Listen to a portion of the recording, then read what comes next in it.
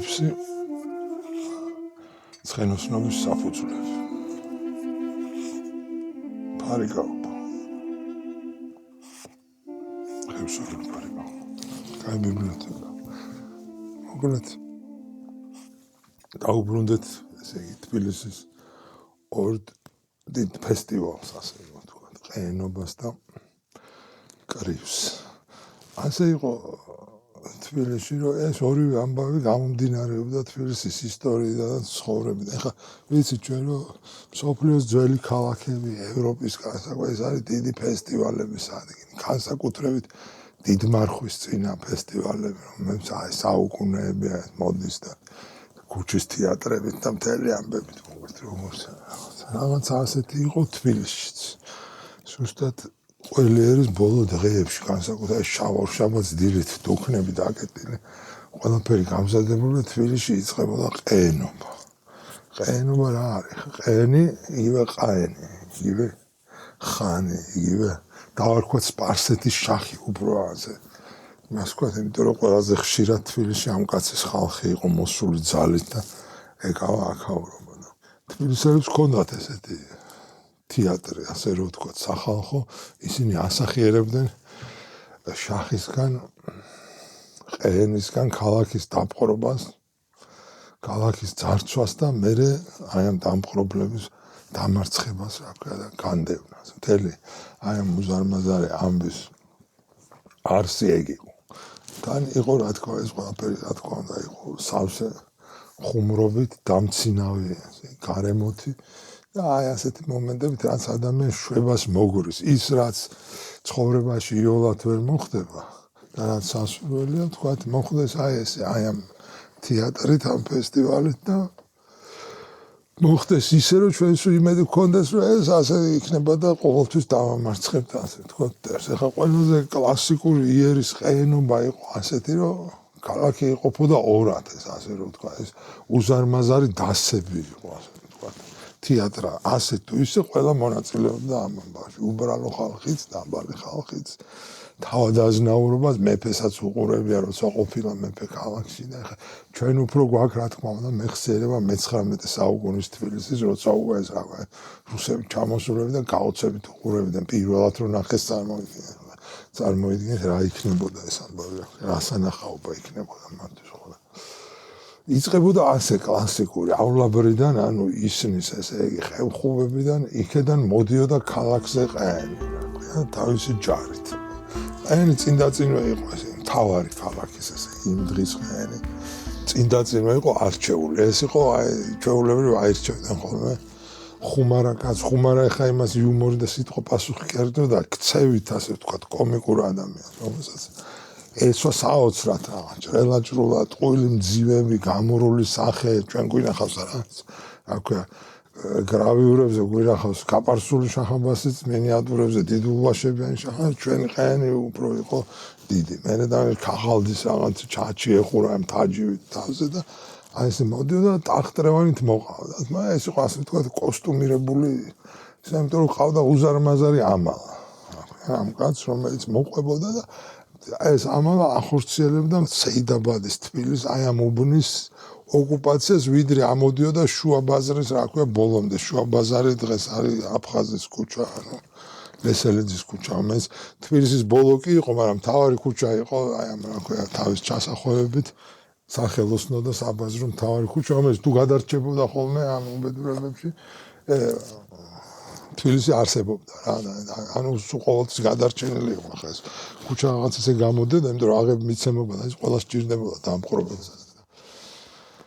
ხვალსაც აი ესე ყეენი წამოვიდოდა თავისი ამალით, ყველგან დააყენებდა საჯვარედინებზე, გზებზე, დუქნები ამიტომ იკეტებოდა სახლების წინ, ყველა ქუჩის კუთხეში ის დააყენებდა ხოლმე საბაჟოს და ყველა გავლენა გამომვლეს და გამომვლელი იყო, იმიტომ რომ მაყურებელი ბევრი იყო ამ სანახაობის, რა ქვია, ართმევდა ფულს.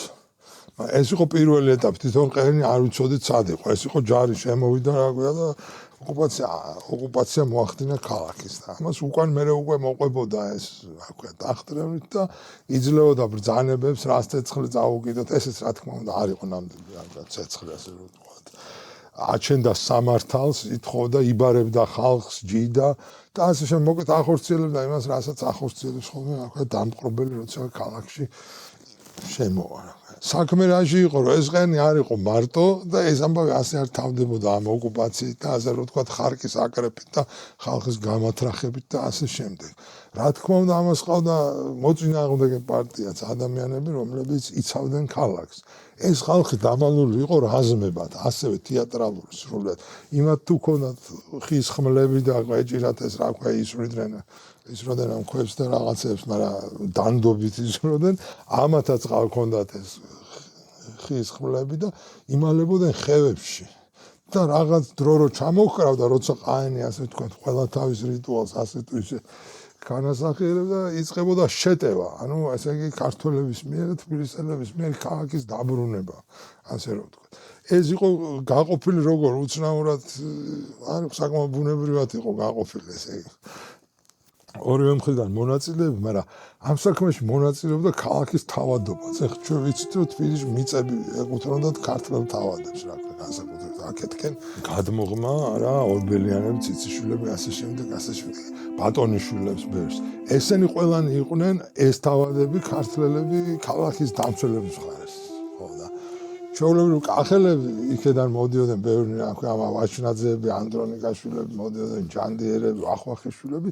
ისინი ვითომ წარმოადგენდნენ ყეენის მხარეს. ეს ახლა ის ხმლებით კი არ უყურებდნენ უბრალოდ და რა თქმა უნდა, ყველა ასეთ წარმოდგენას ცოტა ისეთ ჭირდებოდა, რა ქვია, დაფინანსება და სიმბოლურად ორ ჯარს წარმოადგენდნენ, ასე რომ ვთქვათ, ქართველი და კახელი თავადები და ისე კიდე თბილისის ხალხი, წყლის ერთი ნაპირიდან და მეორე ნაპირიდან. მოკლედ ეს დამალული ქართული ჯარი, როგორც ძველ ქართულ საომარ ტრადიციებში, პარტიზანულად მოულოდნელად ესე იგი საიდანაც ამოხდებოდა და შეესეოდა, რა ქვია, ყაენის ჯარს და მის ჩაფრებს, რომლებსაც ვითომ ქალაქი დაეჭირათ და აი ესე უბან წმინდავდნენ. ამას რა თქმა უნდა, ჩხუბი იყო, მაგრამ ეს იყო სახალისო ჩხუბი. ეს იყო, რა ქვია, შეშინებით გაგდება, ასე რომ ვთქვათ, იმიტომ რომ აი ეს თეატრი იყო და არ ჭირდებოდა ამას, რა ქვია, მუშტიკრევი და ცხვირპირის მტრევა.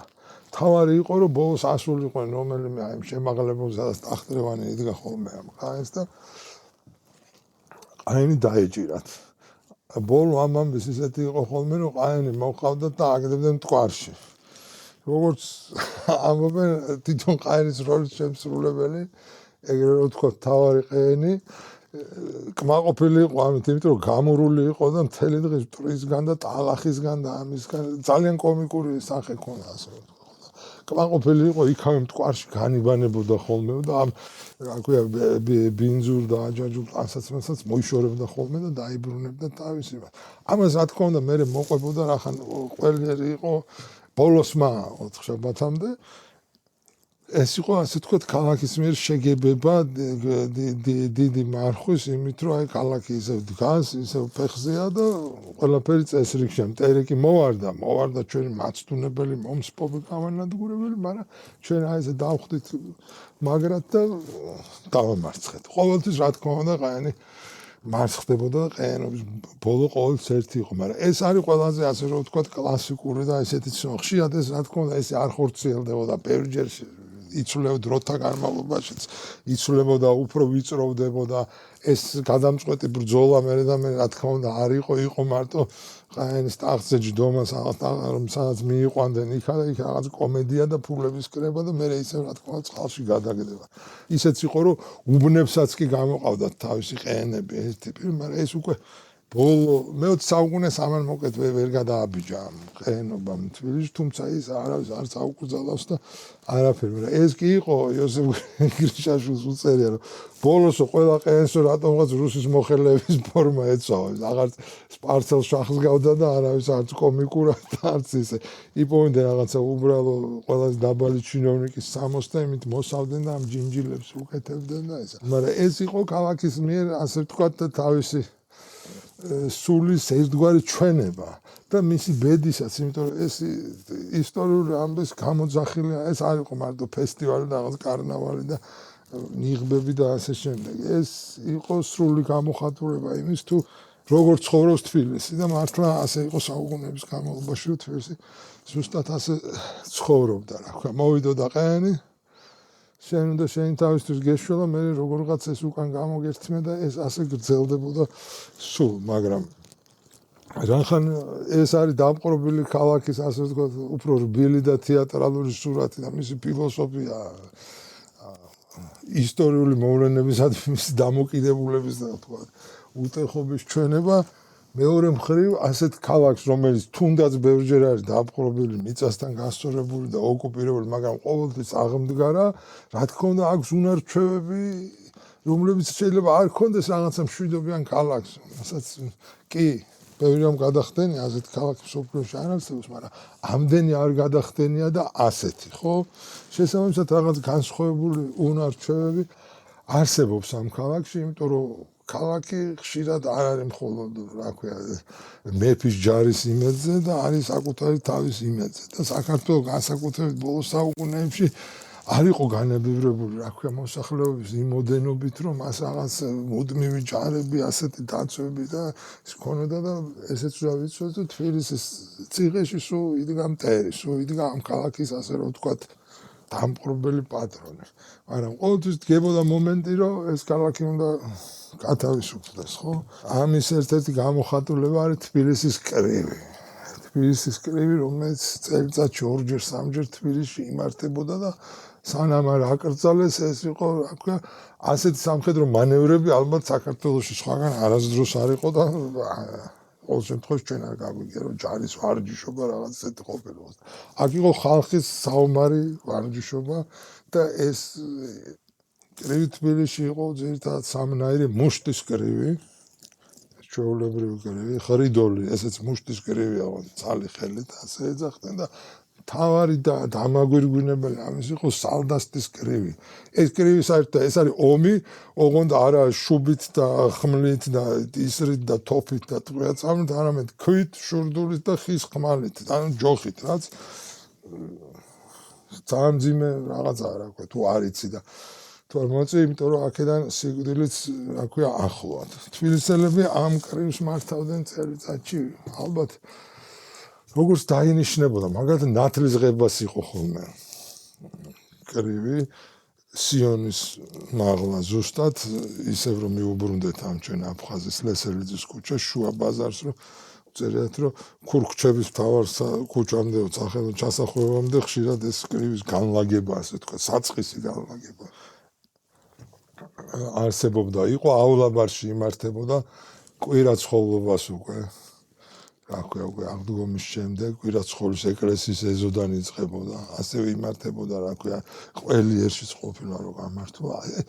ანუ ეს იყო საკმაოდ შეკრებაზე იყო ამ ბოლოს ისე იყო საქმე, სანამ ამ კრივის ამბავს გავიგებთ კარგად, რომ სანამ აკრძალავდნენ ამას ქალაქის უფროსობა და კავკასიის მთელი უფროსობა ფიქრობდა, რომ ქალაქ გარეთ გავატანინოთ, რომ ქალაქი ასეთ მდგომარეობაში არ იყოს, რა ქვია, როცა ამ კრივის დროს, იმიტომ ასეთი ეს იყოს პირველად რომ ამას ნახავთ, ჩვენ არ გვინახავს, მაგრამ ალბათ გვარიანის ჯოკი გაოცება და მთელი ამბავი მოყვებოდა ამას, რომ უცხო კაცი ამას პირველად ნახავდა. ხა თბილისი ჩვენ ვიცით, რომ ჩხუბის ქალაქია. ყველაფერს მზათავართ, რომ აქვე ვიჩხუბ, ასე იყო სულ, ხო? ეს ცარიელი ადგილიდან არ მოდის და არც მარტო საბჭოთა სუბკულტურებიდან, ეს მოდის აი ამ ძველი ტრადიციიდან, რომელიც რა თქმა უნდა განსხვავებულია და კი არის სასტიკი თავისი არსით, მაგრამ ბევრად უკეთესია ვიდრე აი დღევანდელი და გუშინდელი ურბანული რაღაცა დაპირისპირებები და დანები და უბედურება და სროლა, ხო? ეს იყო სხვანაირი ჩხუბი. რა თქმა უნდა, ქალაქი იყოფოდა ორად და ისე უნდა ვიცოდეთ, რომ აი ეს თავადებიც იყოფოდნენ. აი გაგვიგია ჩვენ მაგალითად ქართლში, კახეთში არის ჩემი ფალავანია, ამას მოჭიდავეზე იტყვა. თბილისში კიდევ ამ თავადებს ყავდათ, რა ქვია, თავიანთი ფალავნები, სწორედ გუნდების სახით. გუნდი იყო ორი, ეხლა ზუსტად ვერ გავყოთ. ზოგი უბანი უცბად აქეთ მიუდგებოდა ხოლმე. მაგრამ არსი იყო აი ეს, რომ აქეთა გამოღმა თბილისი, მაგალითად კოლორტაღი, კლდე, ეს ყველაფერი, რა ქვია, სეიდაბადი, ესენი ერთხარეს, იქით გარეთ უბანი, ჭუღურეთი, აულაბარი ერთად. ანუ ორი გუნდი იკრიბებოდა, ასე ვთქვათ. ეს გუნდი არა, ეს სინამდვილეში არის ლაშქრები, იმიტომ რომ რაოდენობა განსაზღვრული არ არის.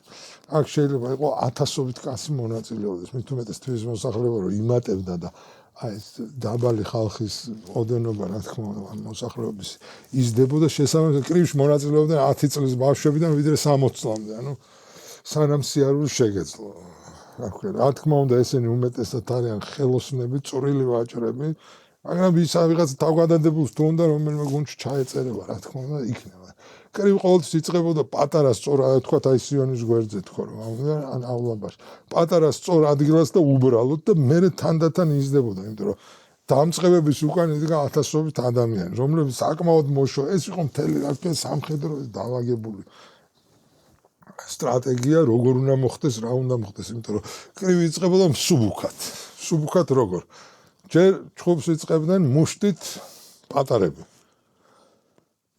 12-13 წლის ბიჭები ასე რომ ვთქვათ რა ყველა სასურველი იყო ამას მოყოდა მე ნუ ასე რო ქვია რა გითხრათ რა ყმაწვილს მე ეს პირველ ეს ძალიან მალე მთავრდებოდა იმიტომ რომ ეს იყო მოძრავი კრივი ასე რომ ვთქვათ რა იმიტომ რომ ფიზიკურ ძალას ბევრს მოიცე დამდგარი კრივი ასე გადმოცემული 3 საათსაც გაგრძელებულა ანუ რაც არ გულისხმობდა შეტევას და პოზიციების ცვლილებას იმიტომ რომ ეს მნიშვნელოვანი იყო ამ დიდი კრივის ალდასტი რომ უკვე ჩაერთვებოდა საქმეში ის იყო რომ მოწინააღმდეგე უნდა გაგერეკა ან დაგექსაქსა ან სადმე ხევში უნდა მიგემწყუდია იქა და ამით თავდებოდა ხოლმე ეს ბრძოლა ახალგაზრდები რომ მორჩებოდნენ უпростоრად უკვე რომ ამან ჯანი აღარ ქონდათ ისეთ ეს მაინც მოზარდების ჩხუბი იყო ამას მოსდებდა უკვე 20-25 წლის ბიჭები და ეს იყო მთავარი დამრტყმელი ძალა ну როგორ გითხრა ხა წარმოგიდგენთ 20-20-ზე ჩხუბობენ მაგრამ 2000 კაცი იცდის და თანდათან ეს 2000 კაცი აი ესე აქ არც თუ აი მომენტი წამებიდან გამომდინარე ერთვება ის იქიდან ეს არ არის რომ თითო კაცს ეჩხუბება რა ქვია ესეთი კრივია აი როგორ გითხრა მასობრივი. და აი ამათ მერე მარტო ხელს გამოიღებდნენ ხოლმე 40-ის და გადაცილებული ხალხი, ვინც იყო მთავარი ხალხი, სტრატეგებიც ესენი იყვნენ, სახელიც დიდი ჰქონდათ და ჩხუბში აი დიდი დამსახურება, ასე თქვა და გამოცდილება. ესენი როგორც წესი არ იღუპებოდნენ და არ ზიანდებოდნენ ხოლმე ესე ჩხუბში, იმიტომ რომ ერთმანეთის ფასიც იცოდნენ, ერთმანეთს ყველა ცნობდნენ და გადამწყვეტ მომენტში ერთვებოდნენ, თქვა და გამოიძახებდნენ იქიდან თავიანთ ტოლს და სწორს. ესენი რა თქმა უნდა ძირითადად იყვნენ ხელოსნები და წმინდათა რა ქვია ბუნებრივი მონაცემების ხარჯზე ადამიანები, იმიტომ წარმოიდგინე ერთხელ არის მჭედლები და მეორე მხარეს კერავები, მაგრამ ამ ქალაქის აგებულება და ამ კრივის ისეთია რომ იმათა ჩხუბი ანუ მუშტი კაცმა უნდა იცოდეს რა ქვია და არა მარტო მუშტი ეს ბავშვების მოზარდების და ეს უზარმაზარი არმიაა რომელიც ამათ უკან დგას და ამათ ყველას აქვს შურდულები და ხის ხმლები და როცა დაიღლება და ბოლო ეს დიდი მოკრივეებით ჩაწვევიან გამოერიდებიან ან რომელიმე უპირატესობა მოიპოვა რაღაც წინსვლა ამ დროს იწყებს ან წაგებული და უკან დახეული ან შემტევი ქვების სროლას აი მოდის ქვების წეთყვა და აი სწორედ ამ დროს იშლება კრივი ამ დროს იშლება და მთელ ჩვენგან ხილულ ქალაქს თანდათან ედება ანუ ეს არის პატარა ქუჩის ბრძოლები რა ქვია ერთმანეთს ცნობენ არ არის ეს რა ქვია თავისიანი და სხვისიანი ეს არის შურდული და ხის ხმალი იქ არის საოცარი მოგონებები რომელიც თავიანთ ბავშვობას იგონებენ მერე ცნობენი გენერლები რო გახდნენ ან ვაჭრები და ქალაქის ხმოსნები და ესეთი ხალხი ეს ხალხი იგონებს როგორ გაუწყდა წარბი ორი ქვა ზედიზედ მომხვდა თავში ასე შემდეგ ასე ეს იყო აი მთელ ქალაქს ესე მოედება, მაგრამ მნიშვნელოვანი იყო რომ აი ეს ან ერთბაშად დამარცხება, ან დაგსაქსო და იქ ადგილობრივ ეს თავისთავად ჩერდებოდა, კაც რო გალახავდეს გალახული იყო და მე ესენი გროვდებოდნენ ერთად აღნიშნავდნენ გამარჯვებას. რა თქმა უნდა თუ ვინმეს თავი ჰქონდა, მაგრამ ეს იმხელა მასშტაბებს იღებდნენ ხოლმე რომ ქალაქი იყო რა თქმა უნდა გადაკეტილი და პარალიზებული რო იტყვიან დღეს და დუქნები კრივის დღეს დუქნები დაკეტილი იყო. არავინ დუქანს არ აღებდა, იმიტომ რომ აქ მტრევის და უბედურების, იმიტომ რომ ჩხუბი შეიძლება მომხდარიყო ყველგან, არდებოდნენ სახლებში, ბანებზე, ეჯერსეთ ეს ჩასაფრებები რო იყო მომზადებული, რომ თქვენ აქეთ გამორეკეთ. ნუ მთელი სტრატეგიაა და ამას ყველაფერს რა თქმა უნდა ცხენდაცხენ უყურებენ თავადები, რა ქვია, ქალაქის მრავალრიცხოვანი და ბანებიდან ქალები და არის ერთი წივილ-კივილი უბედურება და ამას უყურებს, რა ქვია, ქალაქის მორიგი დამპყრობელი ადმინისტრაცია, რუსები, რომლებიც აი გასაოცარი ყველაზე მეტი მოგონებები რაც არის 50-იანი წლების მე-19 საუკუნის იმიტომ რომ ის ადამიანები ვინც მე მოგონება და მაშინ ყო ბავშვები და უფრო აი ბავშვური თვალით დანახული ეს რა კრივი აქვს და ეს დიდხანს ვერ აიტანეს, იმიტომ რომ მე რუსეთის იმპერიაში ეს რეფორმები გატარდა, ქალაქი გაიზარდა, მოსახლეობა თავისუფლად შემოვიდა, ვიცით რა, ბატონყმობა რო გაუქმდა ესა და ეს უკვე ქალაქი ძალიან მზარდი, მშენებარე და გადადიოდა როგორ ვთქვათ რა. აი კაპიტალიზმში კი ბოლომდე ვერ მოხდა, მაგრამ აი ძალიან ცოცხალი ქალაქი იყო და მშენებარე და იზრდებოდა ძალიან სწრაფად და ბევრი ახალი რაღაცა კულტურა, ყოფითი კულტურის ახალი ელემენტი იბადებოდა, რომ ვერაფერი და ეს კრივი ალბათ ბევრს აღარავის არ აწყობდა.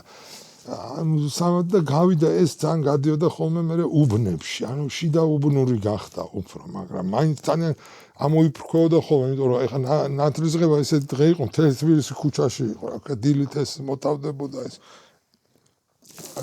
მართლმადიდებლობა გრიგორიო ტაძრები იყო ეს ამბავი მოკლედ რა.